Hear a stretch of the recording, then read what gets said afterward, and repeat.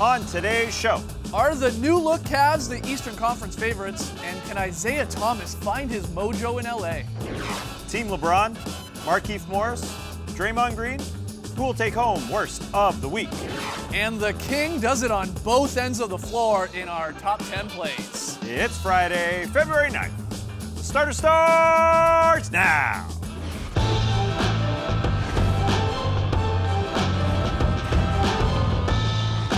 Good evening, Sweet World, and welcome to The Starters, presented by Jack Daniel's Tennessee Honey. Whether you're joining us live right now on NBA TV or watching later on YouTube, we're very happy to have you. I'm Jay Skeets, and alongside me, as always, that's Tess Millis. Happy Friday, everybody. And over there, that is the bearded one. That is Trey Kirby. Hey-o! Hey-o! TK, what's up, man? Well, I'm here at the internet looking for your best tweets at hashtag the starters. And guys, now that the trade deadline is passed, it's All-Star season. And when it's All-Star season, that means it's photo shoot time for us. And since we're heading out to Cali for All-Star this year, your boys got hit with the skater theme. That's me. Kick flip Kirby. That's Ollie Ellis. Manuel Mellis. And of course, J.E. Skates rounds out the crew. There you see us as a group. The whole reason we do this is because we're heading out to All-Star, like I said. So peep our live show next Friday, February 16th, 6 p.m. Eastern, right here on NBA TV. Should be fun. But seeing this picture brings us to today's question. What should we name the starters skate team? We've kicked around a couple ideas upstairs. We've been calling ourselves the S-Boys. It's not good. That's why we need your help. So hit us up on Twitter and let us know what should we name the starters skate team. Send us your best tweets to hashtag the starters. We'll hear from you later. Also, none of us know how to skate. No. We nearly killed ourselves just standing very on the dangerous. skateboard in the photo shoot. Look, I know what you're also wondering. Where is the international man of mystery, Lee Ellis? Well, he's on a secret shoot in a secret location.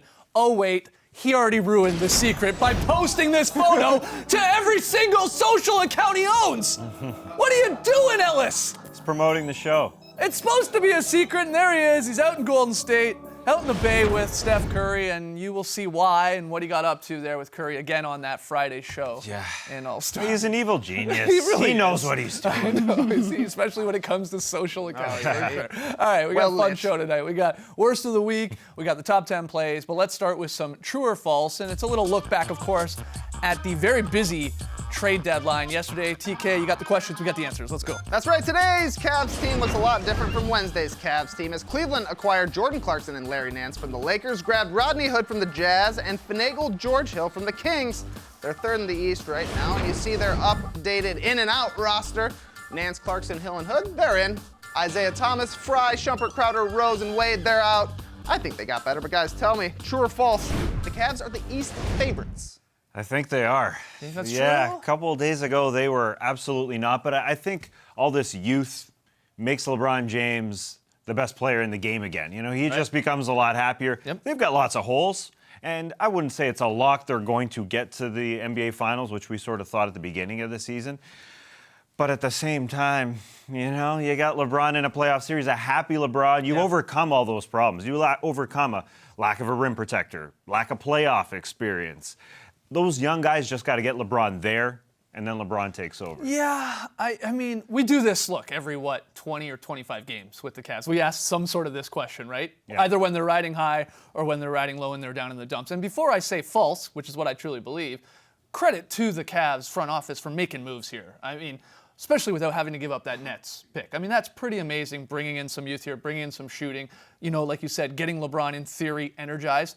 But we got to see them play. I mean, we got pretty excited when they made the move, trading Kyrie Irving in the summer. We thought, oh, Crowder, that'll work perfectly. Oh, Wade can give him something off the bench there. He's a vet. You know, and it fell apart. So I just want to see them play a couple games before I go, you know, crowning LeBron and the Cavs once again the Eastern Conference favorite. And I add that by saying, you know, the Celtics are a pretty good basketball team, as are the Raptors. So They are very good I don't think they're basketball going to teams. walk over them. I get what you're saying, though. It's sort of like the Warriors out west, where you're like, well, until somebody beats them, it's tough to pick against them, and that's what you do with LeBron. I get it, but Yeah, I don't think it's know. by far and away are they a lock. Again, these two teams that they may face. Listen, the Celtics aren't an elite team, as you see offensively. The Raps, the Cavs generally own them. Yeah. And the Raptors have a lot of great things going for them. But LeBron, I do believe with this new team, what I think is different than that team that was assembled the first half of the season, the role players know their roles. They know they can, where they fall in behind LeBron James. And is the defense going to be any good? I don't think that's a lock by any means. Right. But what I do worry about with this Cavs team is they're going to have 3 tough playoff series if they continue to fall in the standings. They want to get some home court. Yeah. Because, LeBron, he has sort of struggled these last few weeks. If you got to go and have real tough series against, the Wizards or the Bucks in the middle of that Eastern Conference, and then the Celtics, and then the Raptors, Yeah. that's 3 tough series that you may have to go play on the road. Well, see, look, I think I'm excited to see what Hill brings them at the point guard position. Obviously, in theory, some more defense. They had none as it was, so it's got to be a little bit more. Hood's going to give them some shooting. All these guys, Nance Clarkson, some scoring, and Nance, especially his energy defensively. But I'm actually looking at the guys that are already there with LeBron and whether they can start stepping up here. And on Coach Lue, too, to figure out these lineups and who starts and who finishes his games. I mean, that's difficult, especially without Kevin Love there for another 6 weeks or so.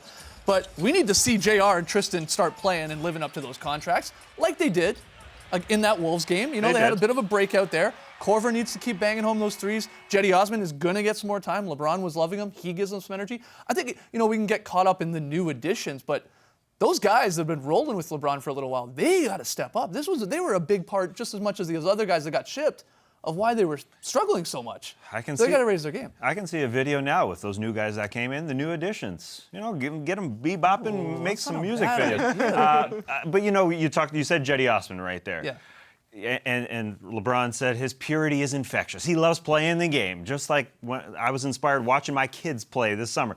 I just think you look at it, sort of zoom out. LeBron James, 33 years old. This second half is sort of a new life for him. Yeah. And then, postseason is what I'm a little bit worried about. Every single night, are they going to be 6-game series at the same time? Thin up front, I buy that. That's true. Guys are going to have to step up. Tristan Thompson, a lot of pressure on him. Yep. Kevin Love, will his legs be ready to go come April? He's going to come back late March. But I don't know. I'm just not betting against them I hear what you're saying. At this point. Because you don't want to bet against an energized LeBron. Yeah. That's basically what they have the best player in every series that they have. Yeah, especially in the East, yeah. Undoubtedly. And are the Raptors, because I think they're a little bit more a favorite over the Celtics right now. I'm buying in on that. Are they going to keep up that offense in second and fourth quarters? There's issues. There's issues there, too. Next one, man. You guys are doing a great job not saying how excited you are for the Raptors this season. Exactly. You got to downplay it, man.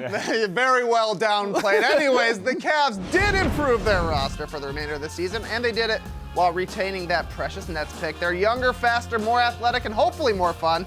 But LeBron can still leave in free agency this summer, and no one has any idea what he's going to do.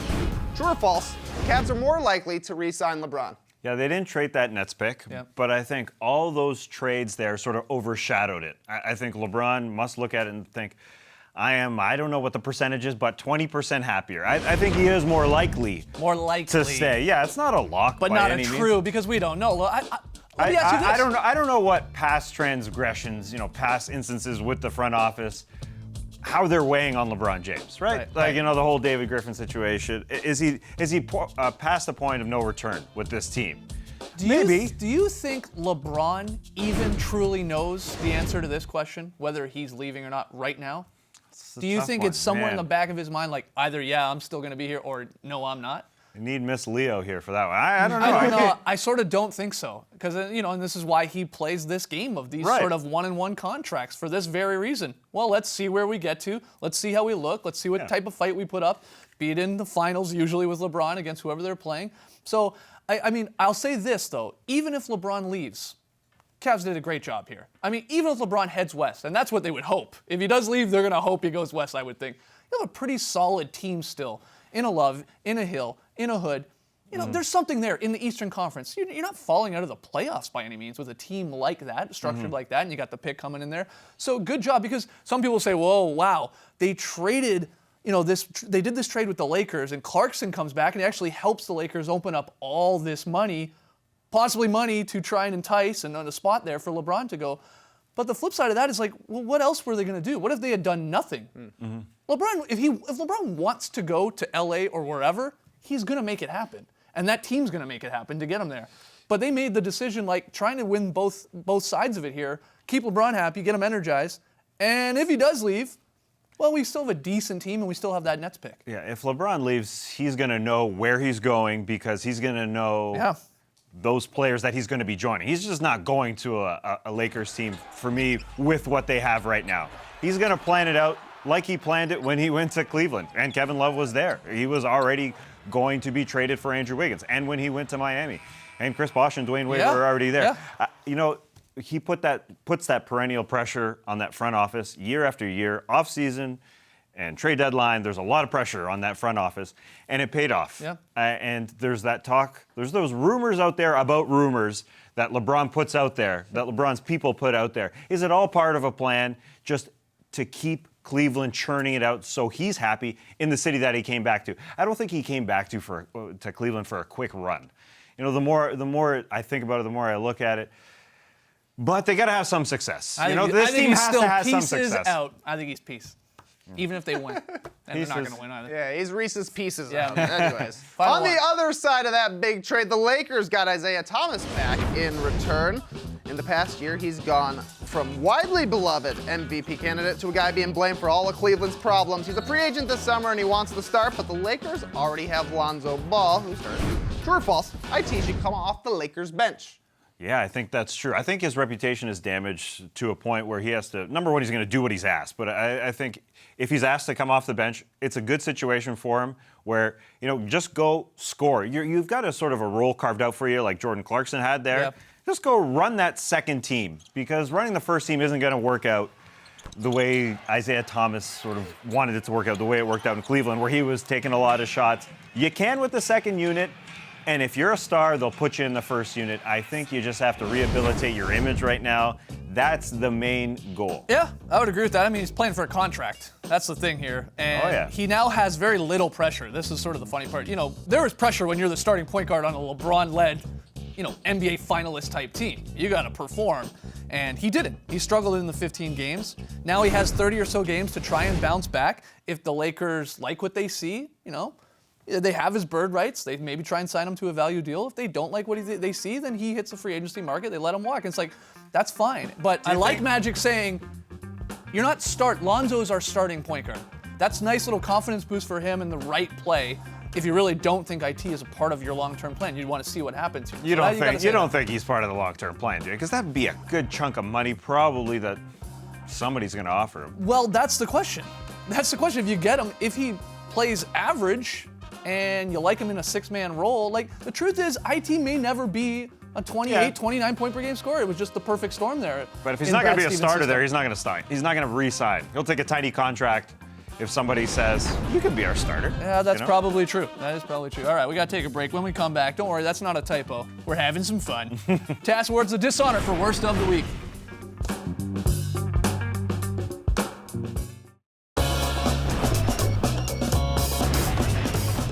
Welcome back to the show. It's the best league in the world, but sometimes guys make mistakes. It's time for Worst of the Week. Ladies and gentlemen, the Worst of the Week. Second runner-up this week is a reporter who asked Jimmy Butler a strange question. Wednesday night, Jimmy B, trying to win it in overtime, gets blocked by LeBron James here. A huge block by LeBron. Then this happened post-game. On the drive to the basket, the play LeBron Dodger set, did you think you got an open path there? Or?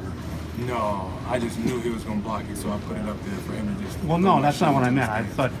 It looked like you were beating your guy, is what I'm asking. But you thought you was... I'm not trying to be a smart ass. I'm not. I mean, okay. I would never shoot a shot. I don't think I'm going to make it. Okay. I didn't see him. Okay. That's part of the game. Okay. Good question. Yeah, if you didn't pick that up, you said, good question. Yeah, great question. Sarcastic right there. That was good. First runner-up, the Wizards' Markieff Morris. Thursday night, Kyrie Irving, Celtics down 3, 10 seconds left. Kyrie trying to tie it. Markieff fouls him shooting a 3. No, gets the hand on him there. Why are you reaching? Why are you reaching? Yeah, you fouled me. No, I didn't. Kyrie obviously banged home all 3. Yeah, he fouled. Did you see it? hit Did my you hand. see it? You hit my So hand they when went I to faked. overtime Oh, because of no. those free throws. A minute 15 in, he does it again. Oh, man. He does it again. Reaching. This is just a nominee? Yeah, just a nominee. No, not in Skeet's world. This is Worst of the Week because I was the lone guy to take the Wizards last night in our pick and play, and I was feeling pretty good when the Wizards came back there. I thought that was going to pull it out and you guys were going to pick up an L, and then Keefe does that, especially that first one at the end of regulation. Hand in the The cookie slap, jar. exactly. Back-to-back nights for you, losing in overtime. Yeah, I know. I should be running away with this month, but I'm not. It's unfortunate. The winner of the week, according to me, Draymond Green of the Golden State Warriors. He was fined $50,000 for inappropriate language toward referee Lauren Holkamp. He shot a derogatory term her way. He got a tech there.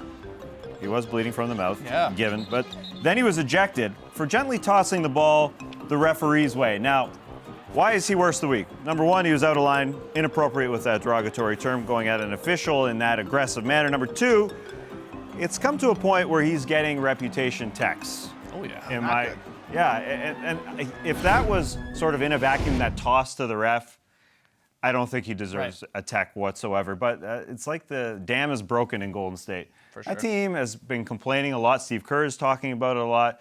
I think it come back to bite them in the postseason. You know, they are sort of the new Clippers. You know, we all knew that the Clippers, referees included, that they'd come at them and talk a lot, and that's what's happening with the Warriors. Yeah, worst case scenario for the Warriors is that they turn the ball over and get into it with the officials a lot. In the playoffs, it probably won't happen. They'll clean things up, but I mean, it could go bad.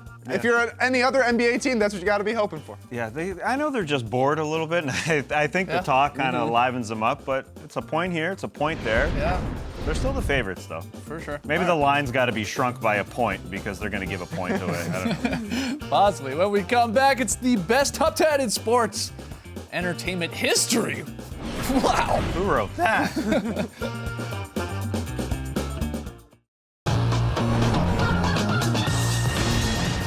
The Starters is brought to you by Jack Daniel's Tennessee Honey, official partner of the NBA. Welcome back to the Starters, where it's time to count down the top 10 plays from the past 7 days. We'll start at number 10. That makes sense. It's not a crazy dunk or a block or even a sweet dime. It's just Dirk putting on a pump fake party on Draymond Green. Got to get the legend in here once and twice, and then he rattles it home. Very nice. Very nice. Dirk's an Iron Man this year. Number 9, Al Horford, game winner. Kobe! The old lean back from Big Al. You think Al is going to catch on? Al! Every time you shoot some Watch the crumpled up celebration. paper in a West basket. Yeah. Yeah, that's a pumped up Al Horford right there. Yay! At number 8, Russell Westbrook with the crossover in the lane and then punches it home on Julius Randle. Ooh, that is. Sneaky screen right there by Melo. Yeah, Melo That's taking nice. out bodies here. Looking like a pulling guard. Great dunk. Watch this Lance high stepping. Woo! And then the assist Oh, yeah. to Domantas Sabonis. Kind of almost loses it Oh, there yeah. for a sec. That's key to Lance's highlights. though. Yeah. The sense of danger. Yes. Right. We're living on the edge here. I love how he skips there when he throws the dime to Sabonis. At number 6, Gerald Green going to split that Cavaliers defense, then float a little bit, and then hammer it home. He wanted the N1 on this, too. He got slapped in the chest a little bit from Fry. Yeah, here Oh, it they is. should have got it. Boom, right five. there. Man, that guy still got the hops. At number 5, Steph Curry, the bomb to Draymond Green. Steph would make a great quarterback, eh? Guy goes to one Super Bowl, can't stop throwing touchdown passes. Am I right? Watch out, Tom Brady's coming for your job. Touchdown, Curry. At number 4, Dave Chappelle block party. Here we go. Giannis says most definitely not to Jared Allen. Oof. Get out. We got Miles Plumlee turning into a John Legend here, blocking the unicorn. Oh, no. Get out. And I need one more that's artist. nice. I need one more artist from Chappelle's block party here. What do we got? We got Kanye West. Josh Richardson says, I'm the rootsing for him. yeah, there you go. Pinning this one off the glass. At number 3, 2 LeBron plays in a big win versus Minnesota. First, blocking a potential game winner of Jimmy Butler's. Did he think he was by him? Yeah, Yeah. don't ask Jimmy about that. And then hitting that game winner on this pass. Jeff Green hits him, pushes off. Jimmy Leitner. gets it done. Yeah, very Leitner-esque. Fade away. Al! Go be out Leitner. Ron hits it. What a game. Cavs are back, and then they traded everyone. I can't believe this isn't number 1. When Zach LaVine puts Jakar Sampson on the poster. Oh, man. Again, it's remarkable this isn't number one. I love how these jerseys look together too, by the way. It's amazing. That's one nasty dunk, but you got to put this at number one. Giannis Antetokounmpo jumped over a man, an upright man. Oh, come on. An upright man. He did it so casually. That man is 6'6". I wish he had like a newspaper in his hand. Just like an umbrella he had just put away, just casually going for a stroll and jumping over a guy. Convinced he didn't know Tim Hardaway was think there. so. He just did it. I don't think so. Just happened. Incredible. All right, one more break when we come back. Lilies. No, Trey's very solid play. Oh, it's a solid one. Green looking to the front court. Here's LeBron. James, He catch, puts off. fire, ball game! He did it! LeBron James wins it for Cleveland! Catch all of tonight's great endings on Crunch Time, 9 p.m. Eastern on NBA TV. All right, we asked you, come up with a better name for the starter skate team than S-Boys. That's all we had. Trey, you got a few of the best answers. Yeah, got some really good answers, actually. Stefan says, how about the wedgie board? It's the only board we actually know how to handle. Felix, the alley-oops, very basketball-y. I like this one from Pete, the classic drops, because we're dropping in and always dropping classics. Zach says, how about the Lords of Pocket Dogtown, which is actually perfect, but my favorite answer comes from Mark, who says, the offensive boards, because J.E. needs to put on a shirt, bro. Come on, bro. I disagree, looking like a young Iggy Pop. You look like a skater, at least. Playing ball while I'm on the board, I guess. Tonight's pick and play, Bucks Heat. Wow. I'm the only one going Milwaukee on the road. Everybody else has the Heat. I'm sure this game will go to overtime and I'll lose again. Seems to be the trend You're right now. tilting. It's like you're on a skateboard. You're on tilt. All right, Trey, you're taking over for Lee's very solid play. What do you got? That's right, we're heading out to the Oracle for one of Lee's favorite categories of very solid play, the double ender. Salah Mejri makes a block on one end, grabs the board, pulls off a quick fake, and throws down a slam dunk. Whoa. I know what you're thinking, Skeets. Yeah. This isn't a very solid No. play. It's one guy making a play. There's 0 passes, and he finishes with a dunk. It's not a solid play, but that's what I call a totally watchable play. Woo! It's back, baby! Man, it's been so long. Been a long time. It's so long.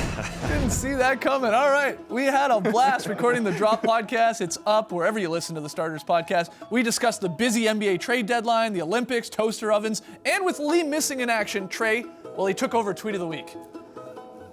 DJ Pribble Scribble did a lot of work putting together this shout-out list, so JD. I appreciate it. But I don't think so.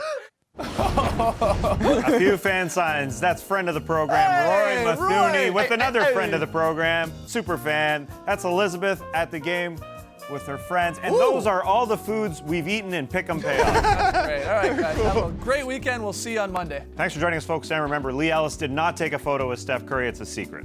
Race tonight, people.